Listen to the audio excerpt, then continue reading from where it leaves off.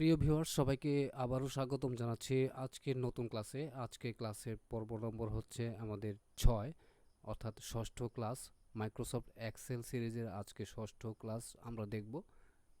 এর আগের যে 5টি ক্লাস আমরা দেখেছি, আশা করছি আপনাদের সবার ভালো লেগেছে এবং আমার শেখানো পদ্ধতি আপনাদের ভালো লাগছে। আপনারা যদি ভালো লেগে থাকে অবশ্যই আপনারা লাইক করবেন, কমেন্টস করবেন, শেয়ার করবেন, কারণ এগুলোর মাধ্যমে আমি ইন্সপায়ার্ড হব এবং আরও বেশি বেশি ভালো ভালো কাজ আপনাদেরকে শেখাতে পারবো, শেখানোর আগ্রহ সৃষ্টি হবে আমার।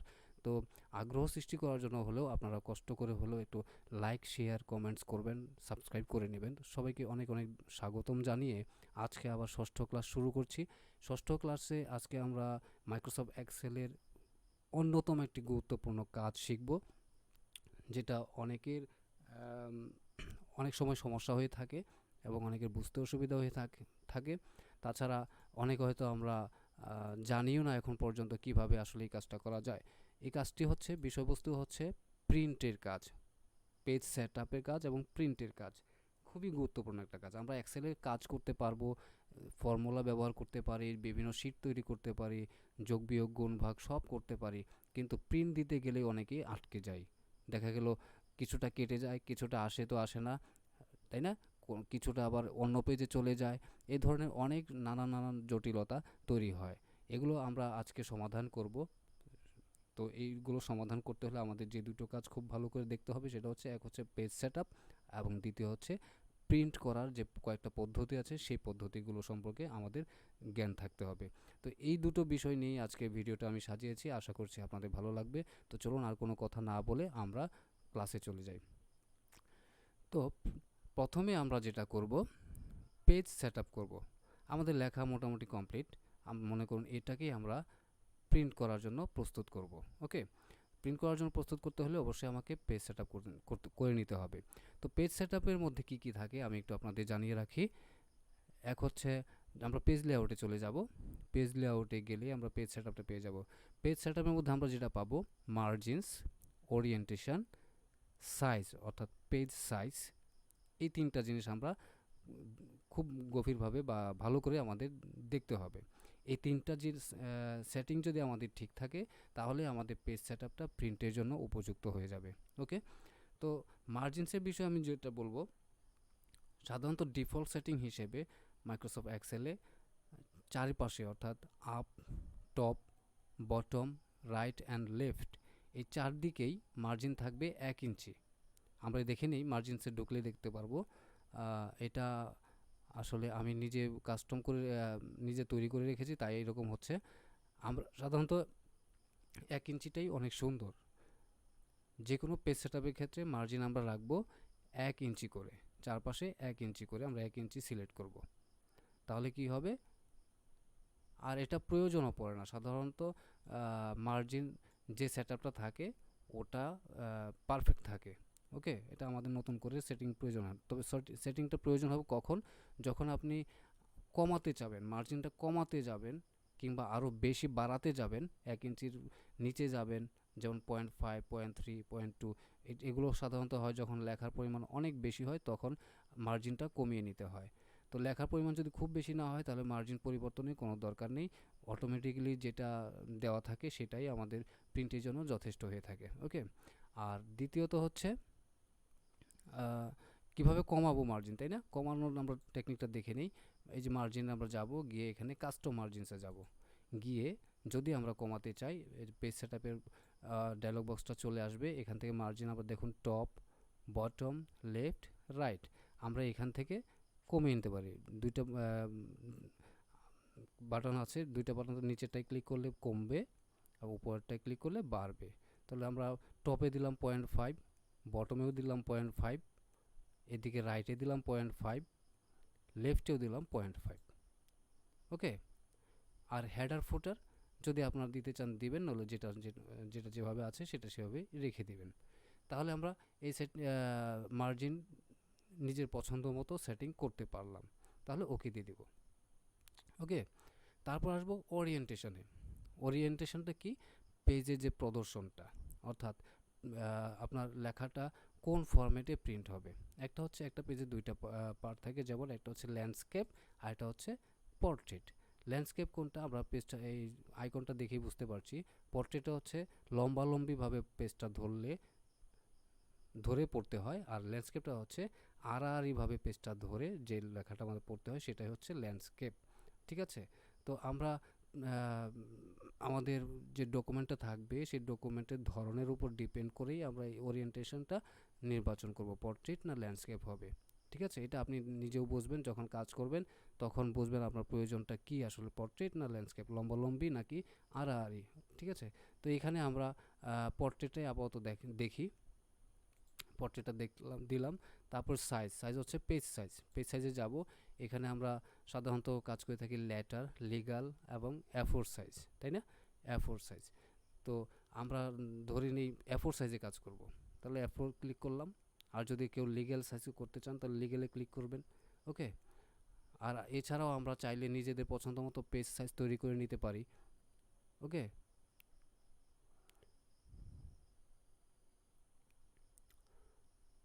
তারপর এই তিনটা জিনিস যখন আমাদের ঠিক হয়ে যাবে, আমরা ধরে নেব আমাদের পেজ সেটিং ঠিক আছে, অর্থাৎ পেজ সেটআপটা ঠিক আছে।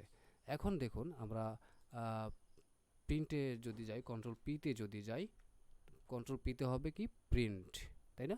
কন্ট্রোল পিতে আসবে প্রিন্ট। ওকে, অথবা আমরা এই ফাইল থেকেও প্রিন্ট অপশন যেতে পারি, প্রিন্ট, এখানে গেলেও আমার এই অপশনটায় চলে আসবে। তো সাধারণত আমরা কন্ট্রোল পি চাপবো, কন্ট্রোল পি চাপলেই শর্টকাট হয়, খুব দ্রুত হয়। এখন আমরা কন্ট্রোল পিতে যাই, পি কন্ট্রোল পি চাপলাম, অথবা মাউস দিয়ে মেনু থেকে প্রিন্ট ক্লিক করলাম, তাহলে এরকম আসলো। আচ্ছা, আমরা একটু দেখে নিব, প্রিন্ট ওকে করার আগে আমরা দেখে নেব আমাদের সেটআপটা ঠিক আছে কিনা, যে লেখাটা আমরা প্রিন্টের আওতায় আনতে চাচ্ছি সেই পুরো লেখাটা প্রিন্টের আওতায় এসছে কিনা। তো আমরা প্রিন্টে যাই, প্রিন্টে গেলাম, যাওয়ার পর আমরা প্রিভিউতে দেখতে পাচ্ছি আমাদের প্রয়োজনীয় তথ্য সবগুলো এখানে দেখতে পাচ্ছি আছে কিনা। আপনারাও ভালো করে খেয়াল করবেন যে এই লেখাগুলো বা সাজানোটা ঠিক আছে কিনা। যদি ঠিক না থাকে তাহলে আপনারা আবার হোম মেনুতে যাবেন, গিয়ে এটাকে ঠিক করবেন। আমি দেখতে পাচ্ছি এখানে ডান পাশ থেকে টেবিলগুলো সুন্দর করে সাজানো আছে, কিন্তু বাম পাশ থেকে কেন জানি একটু এলোমেলো লাগছে। ঠিক আছে, আপনারা চাইলে এটা করে নিতে পারেন, ডান পাশ থেকে সোজা করতে পারেন, অথবা এগুলোকে মিডিলে দিতে পারেন। ওকে, মিডিলে দেওয়ার জন্য কি করতে হবে, আমি হোম মেনুতে যাই। যেমন আমরা দেখতে পাচ্ছি এই যে এই অংশটুকু কিন্তু এদিকে খালি আছে, তাই না? এই খালি থাকার কারণে কিন্তু আমার এক সাইডে দেখাচ্ছে সবগুলো। হ্যাঁ, তো যদি আমরা এটাকে মিডিল আনতে চাই, মিডিল আনতে হলে আমাকে যেটা করতে হবে, আমরা চাইলে এই যে ঘরগুলো আছে এই ঘরগুলো তো আমাদের এত বড় দরকার নেই, তাই না? তাহলে আমরা এখান থেকে এগুলো একটু ছোট করে দেব, একটু ছোট করে দিই।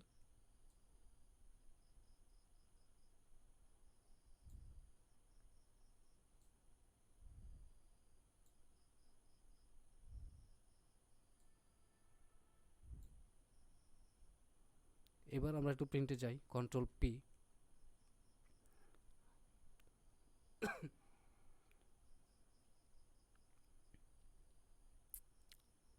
ওকে, এবার আমার মনে হয় ঠিক আছে।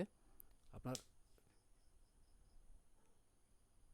এখানে আমরা প্রথম কলামটা দেখব নাম, শেষের কলামটা দেখব মোট নম্বর, এগুলো ঠিকঠাক আছে কিনা, আমার প্রিন্টের যে প্রিভিউটা আসবে সেই প্রিভিউতে দেখায় কিনা। আবার আমরা একটু প্রিন্টে যাব, প্রিভিউটা দেখব, যদি প্রথম কলাম এবং শেষ কলামটা আমাদের ঠিকমতো আসে তাহলে আমরা এটাকে প্রিন্টের উপযুক্ত করে নিতে পারি। প্রথম কলামটা আছে নাম এবং শেষ কলামটা হচ্ছে মোট নম্বর। ওকে, তার মানে আমাদের সবগুলো কলামই প্রিন্টের আওতায় চলে এসছে, এখানে আর কোনো কিছু কেটে যাওয়ার ভয় আমাদের নেই। তাহলে আমরা হোম মেনুতে চলে যাব, অথবা প্রিন্ট করতে চাইলে এখান থেকে আমরা যেটা করব, প্রথমে প্রিন্টারটা সিলেক্ট করব, প্রিন্টারের মডেলটা সিলেক্ট করব। এটা আমরা সবাই হয়তো জানি, না জানলে আমরা এখানে প্রিন্টার অপশনে গিয়ে এখান থেকে আমাদের যে প্রিন্টারের মডেলটা আছে সেটা খুঁজে বের করে আমরা সেটা সিলেক্ট করে দেব। তারপর আহ, এখানে পেজেস আছে, কোন পেজটা আপনারা ক্লিক করতে চান। আমরা এখানে দেখতে পাচ্ছি যে আমাদের সামনে এখন 1 নম্বর পেজ আছে, তাই না? তাহলে আমরা এখানে লিখব 1 এবং এখানেও লিখব 1। যদি আমি শুধু একটি পৃষ্ঠা প্রিন্ট করতে চাই তাহলে 1 to 1। আর যদি এটা আমি সিলেক্ট না করি, 1 এবং 1 যদি না দেই, তাহলে কি জটিলতা হবে? তাহলে আমরা দেখতে পাচ্ছি এখানে 1 of 7 অর্থাৎ 7টি পেজ এখানে আছে। তাহলে আমাদের 7টি পেজই কিন্তু প্রিন্ট হয়ে চলে আসবে। এটা আরেকটা হয়রানি হয়ে যাবে আমাদের। তাই আমরা যেহেতু 1 নম্বর পৃষ্ঠাটা প্রিন্ট করব, তাহলে এখানে আমরা লিখে দেব 1 এবং এখানেও লিখে দেব 1। ওকে, তারপর আমরা পোর্ট্রেট ওরিয়েন্টেশন এটা দেখব। এটা তো আমাদের আগে থেকেই সেটিং থাকবে, পোর্ট্রেটই আমরা নির্বাচন করেছি এবং পেজ সাইজ থাকবে A4, এগুলোও আমরা আগেই সেটিং করেছি। এখানে আছে কপিস, অর্থাৎ এই যে পৃষ্ঠাটা আমরা প্রিন্ট করব এটা কয় ফর্দ বা কয় পাতা বা কত কপি আপনার দরকার। যদি 5 কপি বা 7 কপি বা 3 কপি হয়, তাহলে আমরা এখান থেকে এটাকে লিখে দিতে পারি, যেমন 5 কপি দরকার 5 লিখে দেব। অথবা এই যে আইকনগুলো আছে, আইকন উপরের আইকনটায় ক্লিক করলেই পরিমাণ বাড়তে থাকবে। ওকে, লিখে আমরা প্রিন্টে ক্লিক করে দেব। তাহলে কিন্তু আমাদের এই পৃষ্ঠাটা এই 4 কপি প্রিন্ট হয়ে বের হয়ে চলে আসবে। এছাড়াও প্রিন্টের আরেকটা পদ্ধতি যেটা আছে, আমরা চাইলে ধরুন এখন প্রিন্টে যদি ক্লিক করি কন্ট্রোল পি, তাহলে দেখা যাচ্ছে এখানে আমার 4টা টেবিল প্রিন্টে চলে আসছে। 4টা টেবিল প্রিন্টে চলে আসছে। আমি চাচ্ছি না যে 4টা টেবিলই প্রিন্টে আসুক, আমি চাচ্ছি শুধু এই যে 3 নম্বর যে টেবিলটা আছে এই 3 নম্বর টেবিলটা শুধু প্রিন্ট করতে, বাকিগুলো প্রিন্ট করব না। এমএস ওয়ার্ডে এটা সম্ভব না, কিন্তু মাইক্রোসফট এক্সেলে এটা সম্ভব। আমি চাইলে যে কোনো নির্দিষ্ট একটা অংশ শুধু প্রিন্টের আওতায় আনতে পারি বা প্রিন্ট করতে পারি। সেটা কিভাবে আমরা একটু দেখে আসি।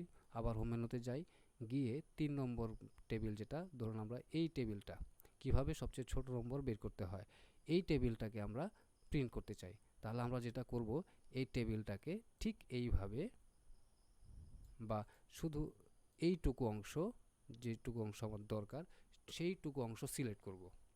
করে আমরা পেজ সেটআপে চলে যাব। পেজ সেটআপে গিয়ে এখানে দেখতে পাচ্ছি আমরা প্রিন্ট এরিয়ায় ক্লিক করব। তারপর সেট প্রিন্ট এরিয়া এটাই ক্লিক করব। অর্থাৎ আমি একটা এরিয়া নির্বাচন করে দিচ্ছি, যেটা এই এরিয়ার ভিতরে, সিলেক্টেড এরিয়ার ভিতরেই থাকবে এবং সিলেক্টেড এরিয়াটাই শুধু প্রিন্ট হয়ে আসবে।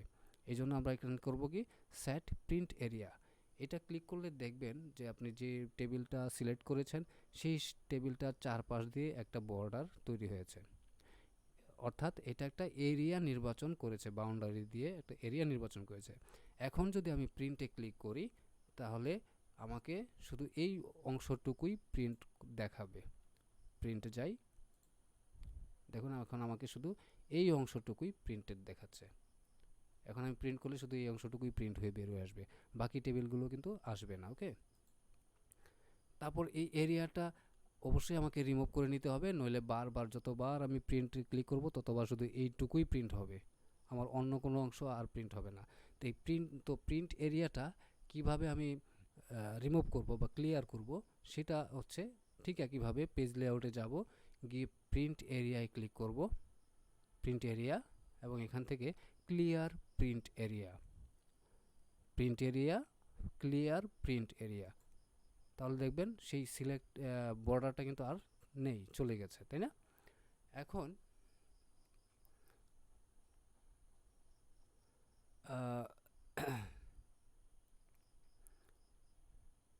এইখানে একটা সমস্যা তৈরি হয়েছে, দেখুন আমাদের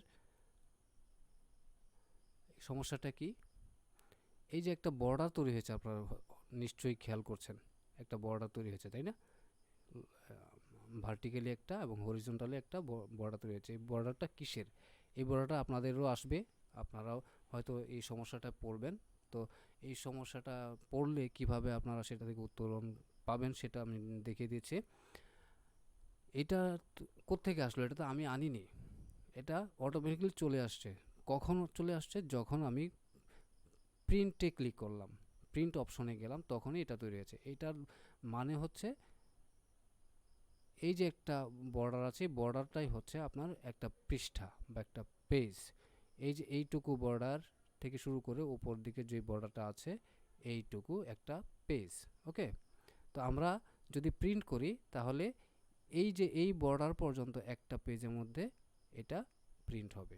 আর বাকি যে দেখুন এই বর্ডারের নিচে যে তিনটা ঘর আছে, তিনটা রো আছে, এই রোয়ে যে তথ্যগুলো আছে এগুলো কিন্তু আমার প্রিন্টে আসবে না, কাটা পড়ে যাবে, তাই না?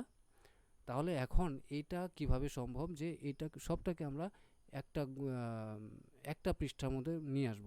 এই তিনটা লাইনই তো উপরে তুলতে হবে, তিনটা লাইন উপরে তুললে আমাদের পুরো টেবিলটাই একটা প্রিন্টের মধ্যে চলে আসবে, তাই না?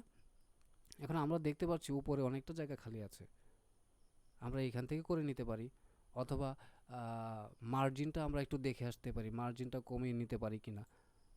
যেহেতু পেজটা আমাকে এখন কী করতে হবে, একটু বড় করতে হবে, যেহেতু লেখার পরিমাণ বেশি সেহেতু আমার পেজটা একটু বড় করতে হবে। আর পেজটা বড় করতে হলে আমাকে মার্জিনটা যদি কমাই তাহলে পেজের স্পেসটা বড় হয়ে যাবে, তাই না? মার্জিনটা আমি এখান থেকে 0.2 দিলাম, আর টপে দিলাম 0.2, এখানেও দিলাম 0.2। ওকে, বটম এবং টপটা আমি কমিয়ে নিলাম, দেখি কতটুকু কমে।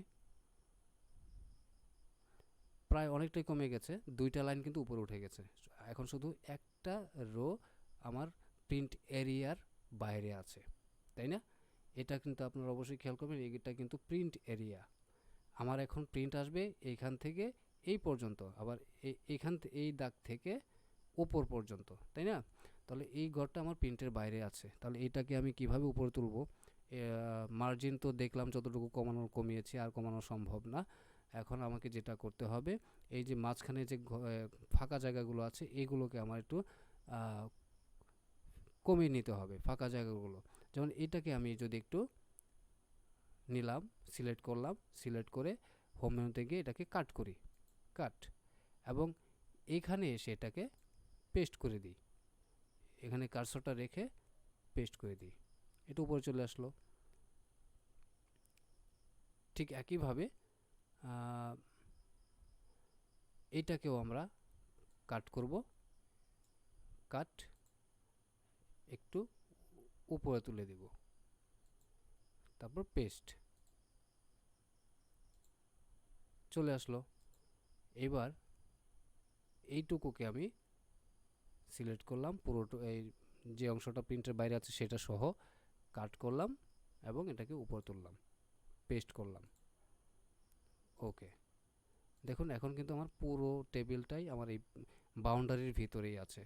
এখন যদি আমি প্রিন্টে ক্লিক করি তাহলে অবশ্যই প্রিন্টে আমার পুরোটাই শো করবে। ওকে, এই যে দেখুন সবটুকুই আছে। তা আশা করছি বুঝতে পেরেছেন প্রিন্টের যত জটিলতা আছে, যে কয়েকটা টেকনিক আছে আমি সবগুলো আপনাদের দেখিয়ে দিলাম। আশা করছি আপনাদের বুঝতে আর কোথাও সমস্যা হবে না। তারপরেও যদি আপনাদের কোথাও সমস্যা হয় আপনারা কমেন্টস করে আমাকে জানাবেন, আমি কমেন্টসের উত্তর দেওয়ার চেষ্টা করব এবং সমস্যার সমাধান করারও চেষ্টা করব। তো আমার সঙ্গে থাকার জন্য আপনাদের সবাইকে অনেক অনেক ধন্যবাদ। আবারও বলছি আপনারা প্লিজ আমার চ্যানেলটিকে সাবস্ক্রাইব করবেন, এবং আপনাদের কোনো রিকোয়েস্ট যদি থাকে কোনো বিষয় জানার জন্য তাহলে অবশ্যই আমাকে কমেন্টস করে বলতে পারেন, কিংবা আমার ভিডিওর ডেসক্রিপশানে আমার ইমেল দেওয়া আছে, ইমেইলে আমাকে মেসেজ করতে পারেন। তাহলে আমি সেটা চেষ্টা করব আপনাদের ভিডিওর মাধ্যমে আপনাদের যে চাহিদাটা আছে সেই চাহিদাটা পূরণ করার জন্য। তো ধন্যবাদ সবাইকে। নতুন ভিডিও আসা পর্যন্ত আপনাদের সুস্বাস্থ্য কামনা করছি। আপনারা ভালো থাকবেন, সুস্থ থাকবেন, নিরাপদে থাকবেন। ধন্যবাদ সবাইকে।